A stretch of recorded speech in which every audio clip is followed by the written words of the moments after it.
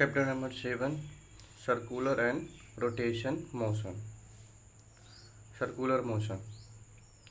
अगर कोई वस्तु वृत्ताकार मार्ग पर नियत चाल से चलता है तो उसकी गति वृत्तीय गति कहलाती है। वृत्त एक बहुभुज आकृति है जिसकी अनंत भुजाएं हैं। यही कारण है कि वृत्तीय पथ पर गतिशील वस्तु अपनी दिशा लगातार बदलता रहता है। दिशा बदलने के कारण वस्तु का वेग जो है बदलता रहता है, भले ही चाल उसकी एक समान हो। वृत्तीय गति में वस्तु का वेग बदलता रहता है जिसके कारण वस्तु को त्वरित कहा जाता है। अतः एक समान वृत्तीय गति त्वरित गति का उदाहरण है। कोणीय विस्थापन एंगुलर डिस्प्लेसमेंट। जब कोई वस्तु वृत्ताकार मार्ग पर गति करता है तो अपनी प्रारंभिक स्थिति के सापेक्ष वस्तु तीने कोण से घूम जाता है। उसे कोणीय विस्थापन कहते हैं। जैसे यहाँ ए से बी से ए एल तक।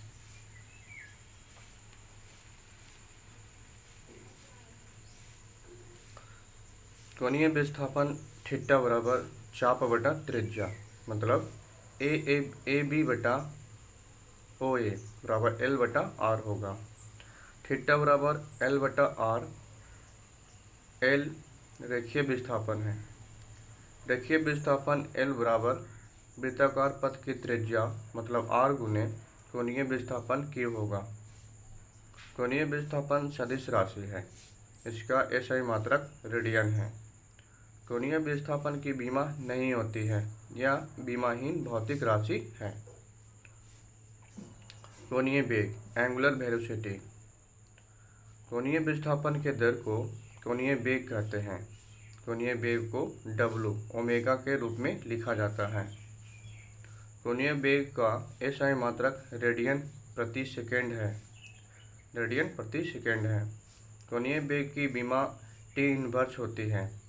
कोणीय वेग सदिश राशि है। अगर कोई वस्तु 30 सेकेंड में वृत्ताकार मार्ग की पूरी चक्कर या 2 पाई रेडियन को कोण घूमता है तो उसकी कोणीय वेग W बराबर मतलब ओमेगा बराबर 2 पाई T होगा। T जो है वस्तु का आवर्तकाल मतलब टाइम पीरियड है। अगर वस्तु 1 सेकंड में n चक्कर लगाता है तो उस वस्तु का आवर्तकाल T बराबर 1/n होगा। अतः अब जो है W बराबर 2 पाई T होगा। 2 पाई T बटा 1 बटा n होगा बराबर 2 पाई n होगा। तो W बराबर 2 पाई n होगा। फाइनल अभिकेंद्रीय त्वरण सेंट्रीपिटल एक्सीलरेशन। जब वस्तु वृत्ताकार मार्ग पर गतिशील रहता है तो वस्तु का वेग लगातार बदलता रहता है जिसके कारण इसे ऐसे भी कहा जा सकता है कि वृत्तीय गति से त्वरण रहता है। वृत्तीय गति में त्वरण की दिशा वृत्त के केंद्र की ओर होती है जिसके कारण इस त्वरण को अभिकेंद्र त्वरण कहते हैं।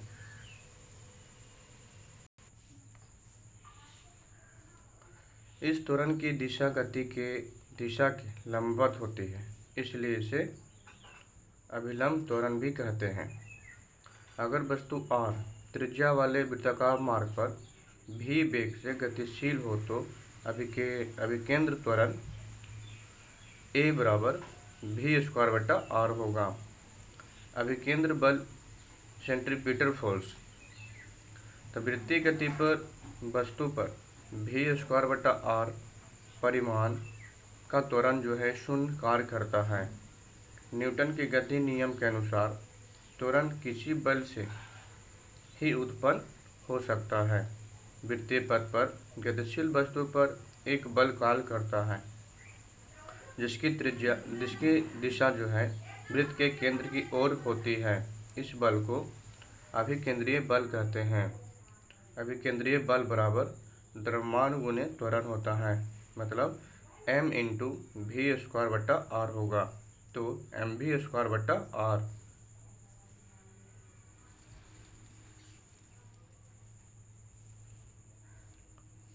कोणीय वेग W ओमेगा के पदों में अभिकेंद्रीय बल F बराबर तो m² r, मतलब V बराबर RW होगा। अभिकेंद्रीय बल कोई नया बल नहीं है और वृत्तीय बल गति के कारण इसकी उत्पत्ति भी नहीं होती है। उदाहरण है, पत्थर को धागे से बांधकर जब वृत्तीय गति में घुमाते हैं तो धागे का तनाव अभिकेंद्रीय बल प्रदान करते हैं। दूसरा है, सूर्य के चारों ओर ग्रहों की वृत्तीय कक्षा में गुरुत्वाकर्षण बल अभिकेंद्र बल प्रदान करते हैं। तीसरा है, न्यूक्लियस के चारों ओर इलेक्ट्रॉन की वृत्तीय गति के लिए आवश्यक अभिकेंद्रीय बल न्यूक्लियस और इलेक्ट्रॉन के बीच के विद्युत आकर्षण बल से प्राप्त होता है। अब केंद्र बल सेंट्रीफ्यूगल फोर्स वृत्त की वृत्तीय गति में घूमती वस्तु पर एक कल्पित बल कार्य करने लगता है जो अभिकेंद्रीय बल कहलाता है। अभिकेंद्रीय बल अभिकेंद्र बल के बराबर किंतु विपरीत दिशा में होता है, यानी अपकेंद्र बल की दिशा केंद्र के बाहर की ओर होती है। अपकेंद्र बल वास्तविक बल नहीं है, यह काल्पनिक बल है। अभिकेंद्र सेंट्रीफ्यूगल के सिद्धांत पर कई उपकरण बनाए हैं, परंतु इस उपकरण में कहीं भी अपकेंद्र बल कार्य नहीं करता है। पहला है सेंट्रीफ्यूगल डायरेक्ट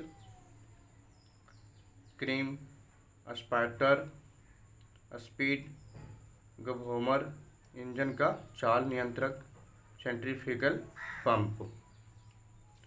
अगर पानी से भरी हुई बाल्टी को वृत्तीय पथ में घुमाया जाता है तो बाल्टी सिर के ऊपर आकर उलट जाती है, फिर भी उसमें एक बूंद पानी नहीं गिरता।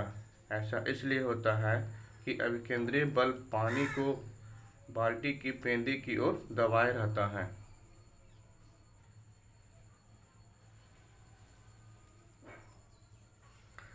अब चलते हैं गुरुत्वीय केंद्र, सेंटर ऑफ ग्रेविटी। किसी वस्तु का गुरुत्व केंद्र वह बिंदु है जहां वस्तु का समस्त भार कार्य करता है, वस्तु को चाहे किसी भी स्थिति में क्यों ना हो। वस्तु का भार गुरुत्व केंद्र के ठीक नीचे की ओर कार्य करता है, अतः गुरुत्व केंद्र पर वस्तु के बराबर ऊपरी मुख बल लगाकर हम वस्तु को संतुलित रख सकते हैं। कुछ नियमित वस्तु जिसका आकार नहीं बदलता है उसका गुरुत्व केंद्र है। पहला, समान छड़, छड़ के अक्ष का मध्य बिंदु, त्रिभुजाकार ठोस, मध्यिकाओं का काटन बिंदु, वर्गाकार ठोस, विकर्णों का कथन काटन बिंदु, आयताकार ठोस, विकर्णों का काटन बिंदु, ठोस गोला, गोले का केंद्र। कोई वस्तु का संतुलन अस्थायी बना रहे इसके लिए निम्न शर्तों का पूरा करना होता है, जैसे में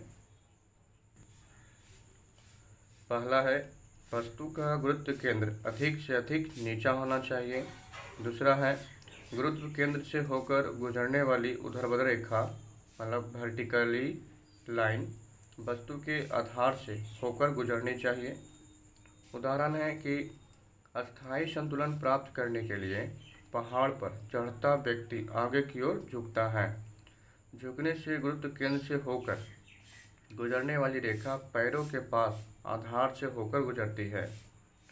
दूसरा है, अस्थायी संतुलन बिगड़ने के कारण बस पर ओवरलोडिंग करने की सलाह नहीं दी जाती है।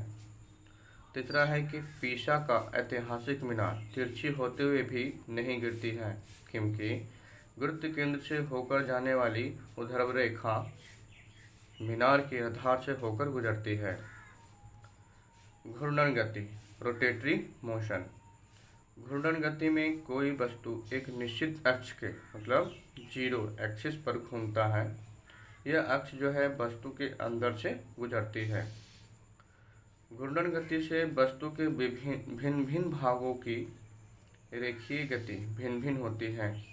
अक्ष के समीप स्थित कण का रेखीय वेग कम जो कि अक्ष से दूर स्थित कण का रेखीय वेग अधिक होता है। घूर्णन गति में वस्तु के प्रत्येक कण का कोणीय वेग एक समान बना रहता है। घूर्णन गति के उदाहरण हैं जैसे में बिजली के पंखे का घूमता हुआ ब्लेड, दूसरा नाचता हुआ लट्टू।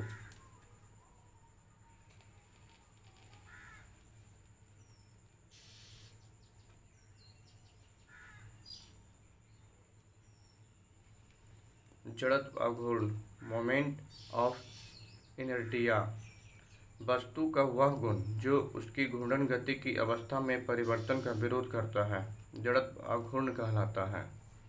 एक्स बाई एम, जैसे में अगर एम द्रव्यमान के कण एक्स बाई अक्ष के परितः एक्स बाई दूरी पर घूर्णन गति कर रहा है तो जड़त्व अघूर्ण I बराबर एम आर स्क्वायर होगा। जड़त्व अघूर्णन का SI मात्रक है kg प्रति मीटर स्क्वायर तथा बीमा है ml स्क्वायर होती है।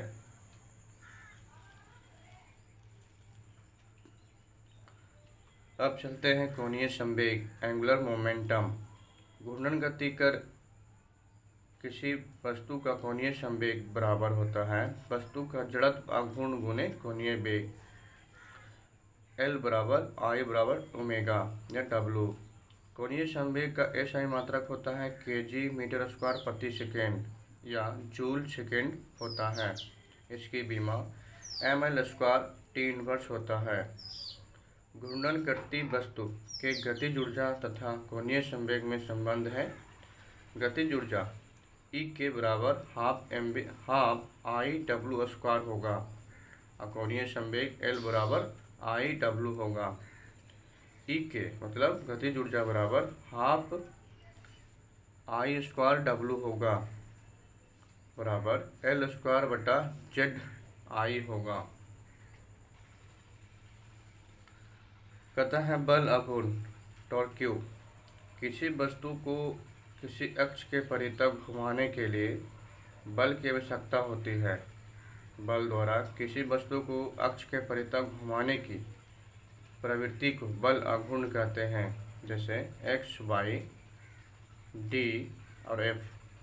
तो बोल सकते हैं अगर वस्तु को एक्स वाई अक्ष के परितः घूर्णन करना है तो वस्तु पर एफ बल आरोपित करना होगा। वस्तु अगर एक्स वाई अक्ष के डी दूरी पर हो तो बल अघूर्ण एल बराबर डी इंटू एफ होगा।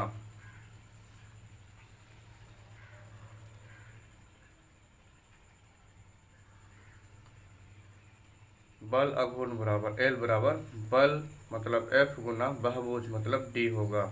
तो बोल सकते हैं डी इंटू एफ होगा। बल अघूर्ण जो है सदिश राशि है, इसका SI मात्रक न्यूटन मीटर होता है।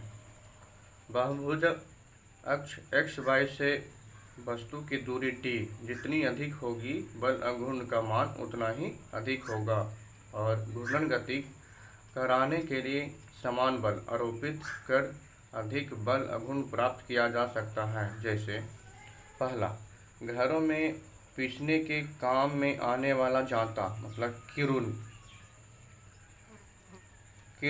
का हत्था कील से दूर लगाया जाता है ताकि कम बल लगाकर जांता को आसानी से घुमाया जा सके। दूसरा है दरवाज़ा के हैंडल हमेशा कब्जे से दूर लगाया जाता है। तीसरा है चापाकल के हैंडल का हत्था जो है हैंडल लंबा बनाया जाता है। तीसरा है कुम्हार के चाक में घुमाने के लिए लकड़ी फंसाने का गड्ढा चाक के परिधि के पास बनाया जाता है। कहता है बल युग्म मतलब कपल। कहता है कि किसी वस्तु पर दो बल किंतु विपरीत दिशाओं में कार्य करने वाले समांतर बलों को बल युग्म कहते हैं। बल युग्म के प्रभाव से वस्तु अपने अक्ष के परितः घूर्णन करता है। जैसे कि F से लेकर L तक इस तरह बल अघूर्ण का बल बराबर आरोपित बल F गुना बल युग्म का बल बराबर आरोपित बल F गुना बल युग्म भुजा L होगा। बल युग्म जो है सदिश राशि है, इसका SI मात्रक न्यूटन मीटर होता है। कोणीय संवेग संरक्षण का सिद्धांत है कि अगर किसी अक्ष के परितः घूर्णन कर रही वस्तु पर कोई बल अघूर्ण नहीं लगाया जाए तो वस्तु के कोणीय संवेग का मान जो है नियत रहता है। इसे कोणीय संवेग संरक्षण का सिद्धांत कहते हैं। कोणीय वेग संरक्षण के उदाहरण हैं, जैसे में पहला है, डोरी से बंधी पत्थर को हाथ से पकड़कर घुमाते हैं। यदि हाथ को एकाएक रोक दिया जाए तो डोरी स्वयं हाथ से लिपटती जाती है और पत्थर के टुकड़े का वेग बढ़ता जाता है।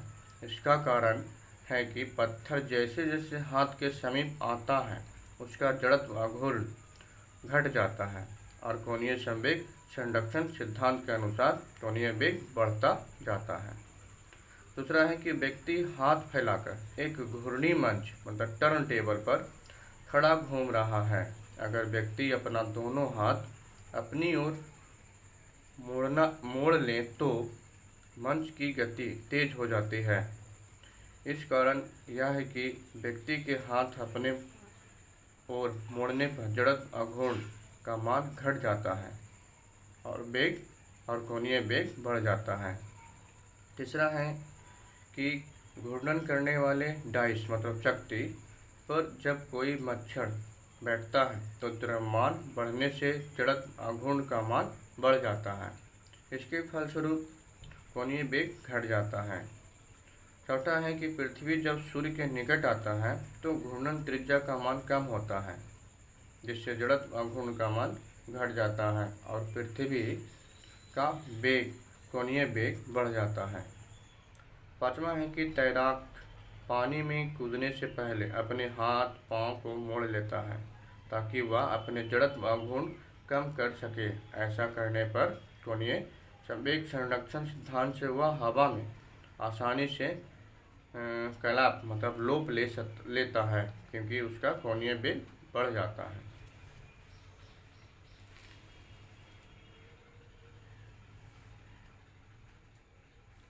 कहता है उत्तोलक लीवर। उत्तोलक एक प्रकार का सरल मशीन सिंपल मशीन है जो एक सीधी या टेढ़ी छड़ के समान होती है तथा यह एक निश्चित बिंदु के चारों ओर सफलतापूर्वक घूम सकती है। उत्तोलक के 3 बिंदु होते हैं, जिसको बोलते हैं पहला फलक्रम आलम्ब। आलम्ब जो है यह वह बिंदु है जिसके चारों ओर उत्तोलक स्वतंत्र पूर्वक घूम सकता है। दूसरा है इफेक्ट मतलब आभास। यह वह बिंदु है जहां पर बल लगाकर उत्तोलक का उपयोग किया जाता है। और तीसरा है लोड मतलब भार। उत्तोलक द्वारा संपन्न कार्य भार कहलाता है। Mechanical advantage of lever. उत्तोलक द्वारा उठाए गए भार तथा लगाए गए आभास के अनुपात को उत्तोलक का मैकेनिकल एडवांटेज मतलब यांत्रिक लाभ कहलाता है।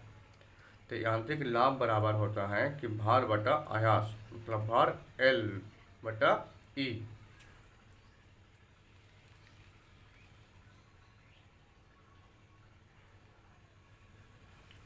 उत्तोलक के प्रकार। प्रथम, उत्तोलक 3 प्रकार के होते हैं, प्रथम श्रेणी, द्वितीय श्रेणी और तृतीय श्रेणी। तो प्रथम श्रेणी के उत्तोलक, इस श्रेणी के उत्तोलक में आयास मतलब E तथा भार के बीच आलम्ब स्थित होता है।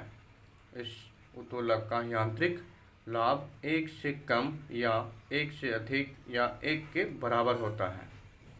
उदाहरण है कैंची, पिलास, साइकिल का ब्रेक, नेल कटर, डंडी, तराजू इत्यादि जो है प्रथम श्रेणी का उत्तोलक है।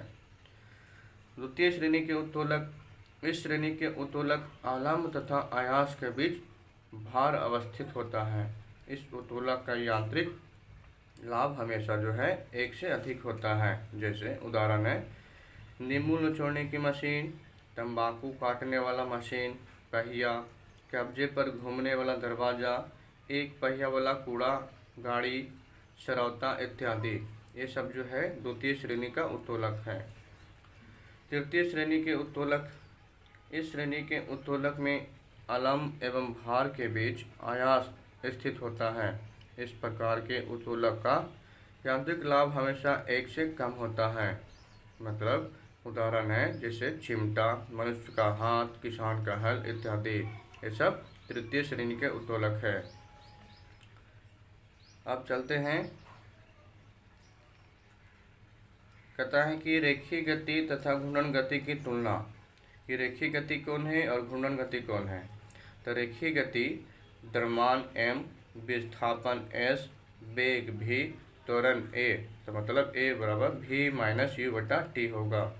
उसी तरह घूर्णन गति में जड़त्व आघूर्ण I, कोणीय विस्थापन O, कोणीय वेग W, कोणीय त्वरण अल्फा। तो बोल सकते हैं कि घूर्णन गति बराबर ω2 माइनस ω1 बटा t। तो कोणीय त्वरण अल्फा सदिश राशि है। इसका सही मात्रक रेडियन प्रति सेकेंड स्क्वायर होता है तथा बीमा जो है ml 0 होता है। पांचवा है कि बल F ma होगा। छठा है संवेग mv होगा। सातवां है गतिज ऊर्जा हाफ mv² होगा। कार्य ओमेगा W बराबर fs होगा। v बराबर u प्लस at होगा। और 10वां है v² बराबर u² प्लस 2s होगा। और 11वां है s बराबर ut प्लस हाफ at² होगा। उधर हो गया घूर्णन गति में कि कोणीय त्वरण a बराबर a बटा r होगा। तो a जो है रेखीय त्वरण है, r जो है r बराबर o त्रिज्या है। पांचवा है बल अघूर्ण मतलब पाई निट्टा व I अल्फा होगा। छठा है कोणीय संवेग L बराबर IW होगा। घूर्णन, सातवां है घूर्णन गति ऊर्जा बराबर हाफ I इंटू W² होगा। आठवां है कार्य W बराबर T थीटा होगा। नौवां है W बराबर W0 प्लस AT होगा, अल्फा T होगा। बोल सकते हैं 10वां कि W बराबर W8² plus W0² plus 2 alpha theta बराबर W² बराबर W0² प्लस 2 अल्फा थीटा होगा। बोल सकते हैं कि W0T plus half alpha plus T² होगा।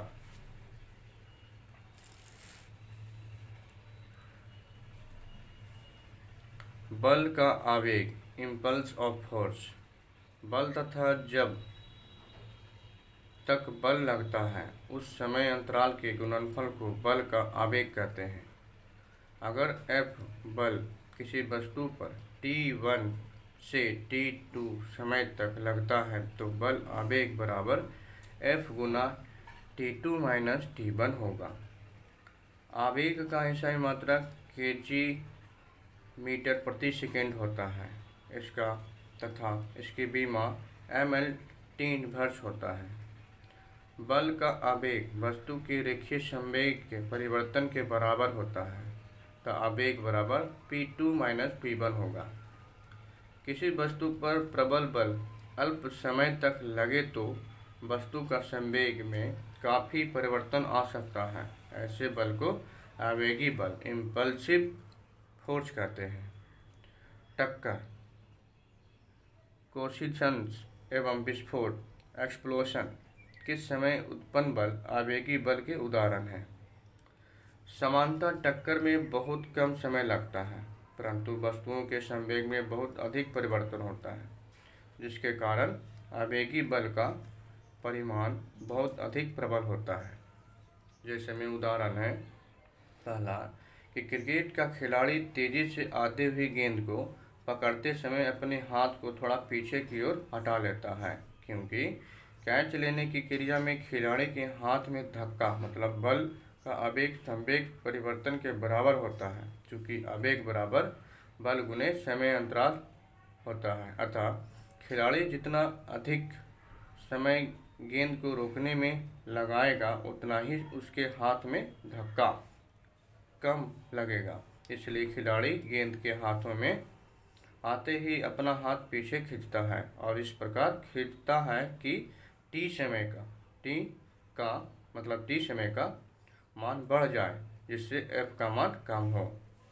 दूसरा है कि सीमेंट के बने पक्के फर्श की अपेक्षा रेतीले या कच्चे फर्श पर कूदने से कम चोट लगती है, क्योंकि कच्चे या रेतीले फर्श पर कूदने से फर्श थोड़ा सा नीचे धंस जाता है, जिसे पैर के स्थिर होने में अपेक्षाकृत अधिक समय लगता है और समय बढ़ जाने से बल का मान कम हो जाता है।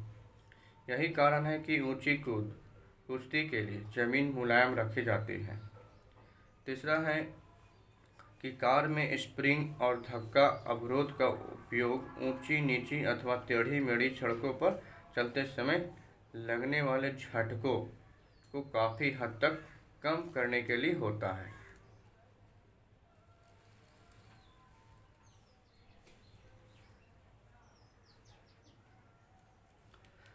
कहता है टक्कर, कोलिशन। टक्कर का एक ऐसा प्रोसेस है जिसमें दो या दो से अधिक वस्तु आपस में टकराते हैं या फिर परस्पर अन्योन क्रिया मतलब म्यूचुअल इंटरैक्शन से प्रभावित होकर अपना गति पथ बदल देते हैं। ऊर्जा के विचार से टक्कर तीन प्रकार के होते हैं। पहला, पूर्णतः पर्यास्था टक्कर या प्रत्यास्था टक्कर, प्रीफरेंशियली इलास्टिक और इलास्टिक कोलिजन। यदि टक्कर के पहले और बाद में निकाय की कुल गतिज ऊर्जा संरक्षित रहे तो इसे प्रत्यास्थ टक्कर या पूर्णतः प्रत्यास्थ टक्कर कहते हैं। दूसरा है अप्रत्यास्थ टक्कर, इनइलास्टिक कोलिजन्स। यदि टक्कर में निकाय की कुल गतिज ऊर्जा घट जाती है तो इसे अप्रत्यास्थ टक्कर कहते हैं। तीसरा है कि पूर्णतः अप्रत्यास्थ टक्कर, प्रीफेस्टली इनइलास्टिक कोलिजन।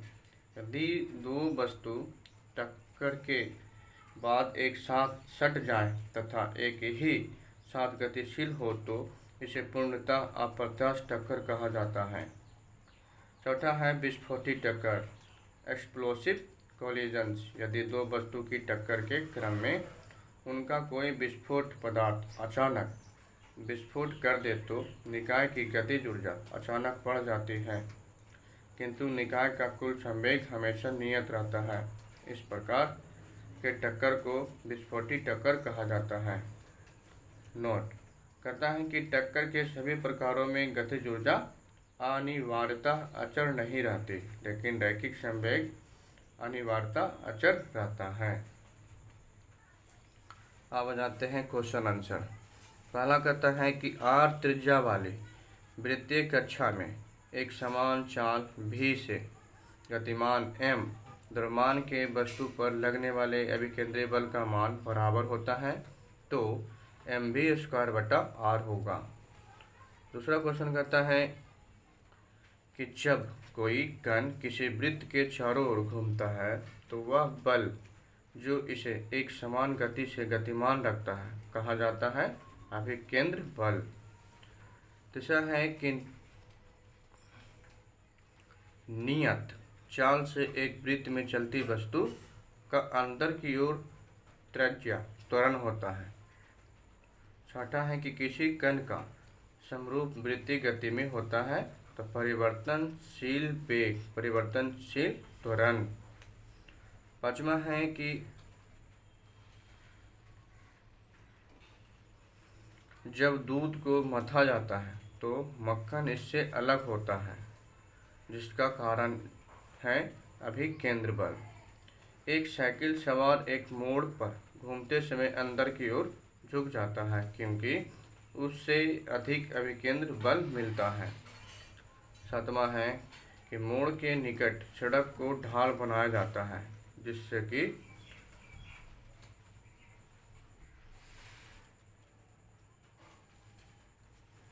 वृत्त गति के लिए आवश्यक अभिकेंद्रीय बल उत्पन्न हो सके।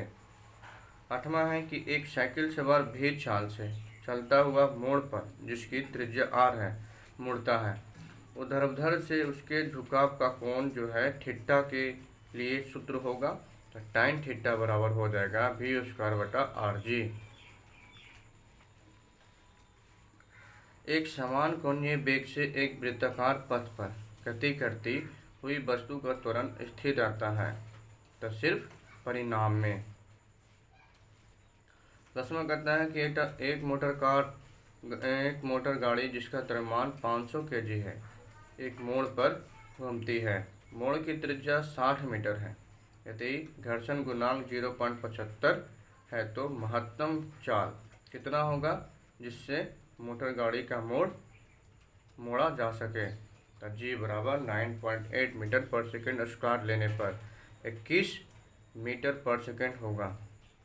11वां है कि 10 मीटर त्रिज्या वाले वृत्ताकार पथ पर नियत वेग से घूमती हुई वस्तु पर 1 न्यूटन का बल लग रहा है, तो वस्तु की गतिज ऊर्जा निकालें तो 5 जूल होगा।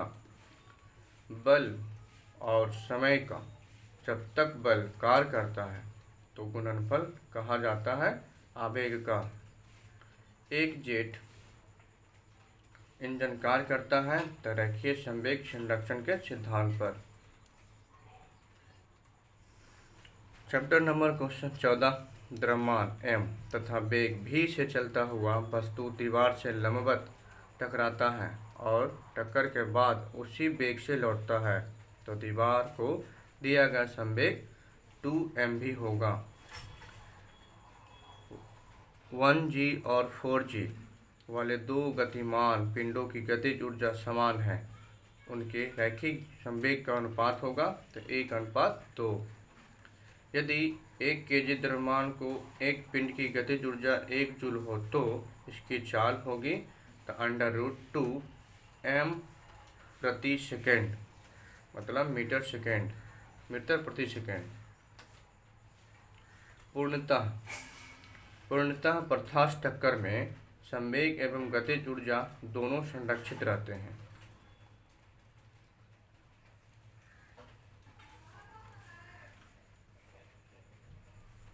18वां, समान ताप पर दो बॉल टकराते हैं, संरक्षित भौतिक राशि संवेग विषुवत रेखा पर होती है।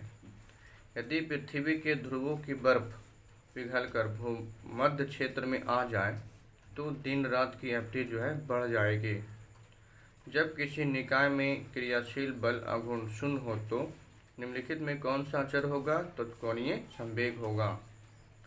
एक कण एक सरल रेखा पर समरूप वेग से गतिशील है। उस सरल रेखा पर एक बिंदु के परितः कण का कोणीय संवेग 0 होगा।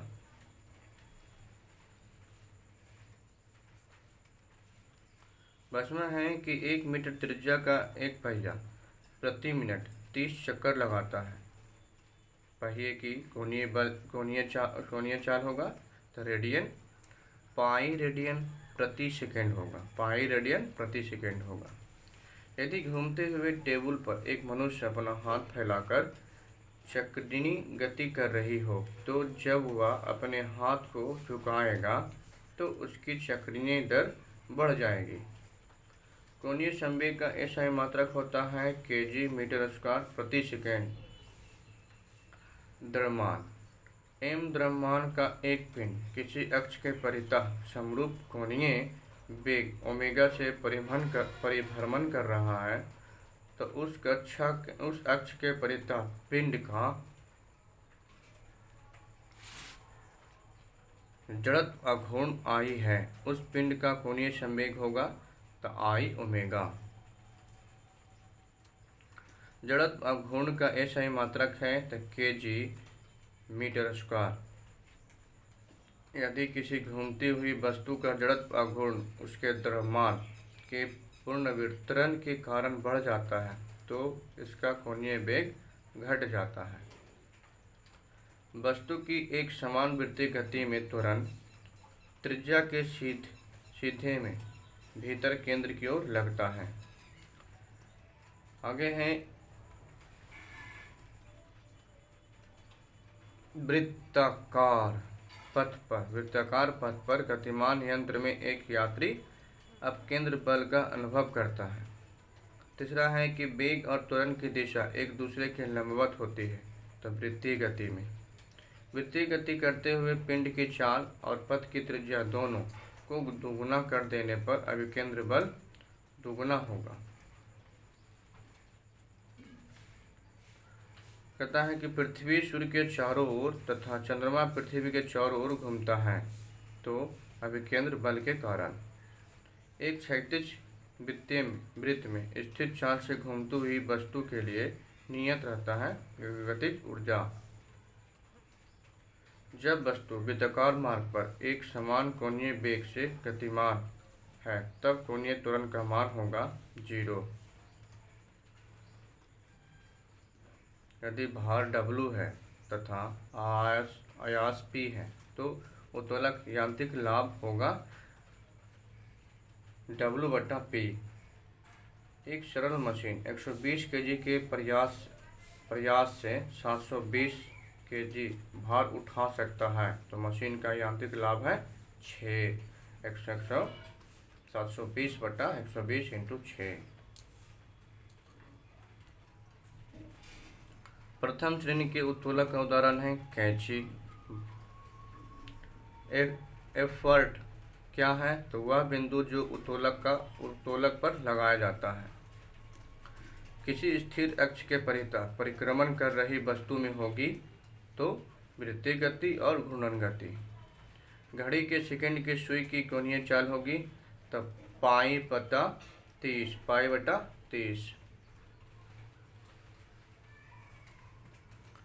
आगे है कि m द्रव्यमान वाला कोई वस्तु r त्रिज्या के वृत्त पर रैखिक संवेग p के साथ गति कर रहा है, तो उस वस्तु पर लगा अभिकेंद्रीय बल होगा p²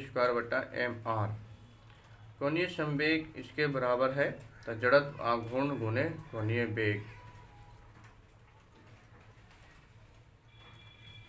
एक धावक लंबी छलांग लाने से पहले कुछ दूरी तक दौड़ता है। क्योंकि छलांग लगाते समय उसके शरीर की गति जड़त्व उसको ज़्यादा दूरी तय करने में मदद करती है। कहता है किसी व्यक्ति को मुक्त रूप से घूर्णन कर रहे घूर्णी मंच पर अपनी कोणीय चाल कम करने के लिए क्या करना चाहिए? तो अपने हाथ बाहर की तरफ फैला देना चाहिए।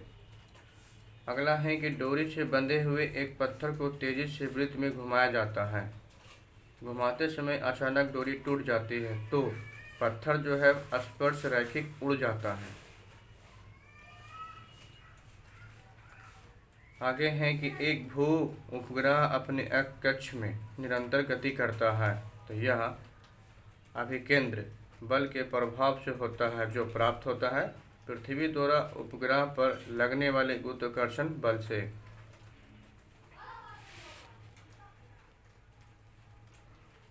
सैंतालीस है कहता है एक भू स्थिर उपग्रह अपनी कक्षा में निरंतर गति करता है, यह अपकेंद्र बल के प्रभाव से होता है जो प्राप्त होता है पृथ्वी द्वारा उपग्रह पर लगने वाले गुरुत्वाकर्षण बल से।